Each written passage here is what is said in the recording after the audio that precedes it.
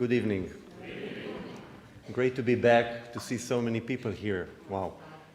We are going to present to you the piece that nobody knows of in the program, but I do, and I love it. It's a piece by a composer that usually when I play it around the world, I tell people, if you can pronounce the name right, I'll give you a free CD.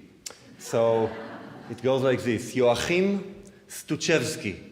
You can practice, and in intermission, if you see me, I'll say it one more time. Trust me, it's not easy. I never gave a CD out. Joachim Stutschewsky. Good luck. So, Joachim Stutschewsky was born in Ukraine in 1891. He was born into a Hasidic family. He was Jewish Orthodox, raised in a cheder. He studied the Torah. And when he was young, luckily for us, he started also studying the cello. He became really good at it. Then he moved to Leipzig in Germany because he was too good for the shtetl that he lived in. And he became one of the most prominent cellists of that time, pre-Second World War. He moved to Vienna, started to teach and to perform all over Europe. And then came the war, the Second World War, and being Jewish, he had to flee Europe, and luckily, again, he did. He had two options: to go to the US or to what was then Palestine and today Israel. He decided to go to Israel, and you can imagine a man, respected man with a suit, cello, suitcase, and a cigar, arriving in Tel Aviv, where it was just a desert with camels, literally, in the early 30s of last century. He arrived there, and instead of becoming depressed about the situation, he embraced the situation. He became so Zionist and so proud of what will become Israel that he started composing pieces that were influenced by his upbringing in shtetl as a Hasidic Jewish, in Europe as a Western world trained musician, and now as a young Israeli musician. He started teaching in Israel. He was the teacher of my childhood teacher, so he's in a way my cello grandfather.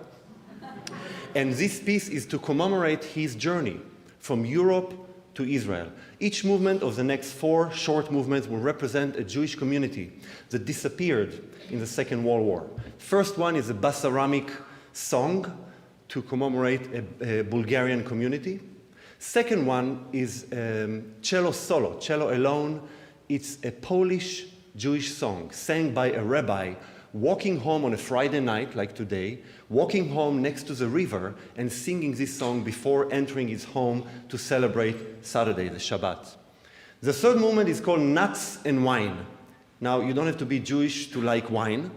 And in every religion or in every party, when we go in and we drink wine and eat nuts, as we do that, each time we become more and more drunk. And you will see in this dance how we start with the nuts, it's very jumpy and fast, and then we have the first sip of wine. And that will repeat itself about 4 or 5 times. By the 5th time, I'm not responsible to what you're going to hear.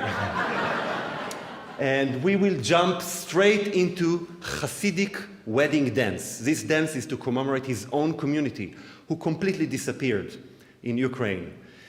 This dance is played by a Jewish band.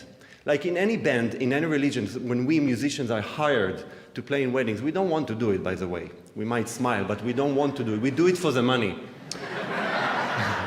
However, we are deep inside musicians. And what you will see here in this Jewish dance is how we start to play because we get assigned to play. But we end up playing because we truly love playing music.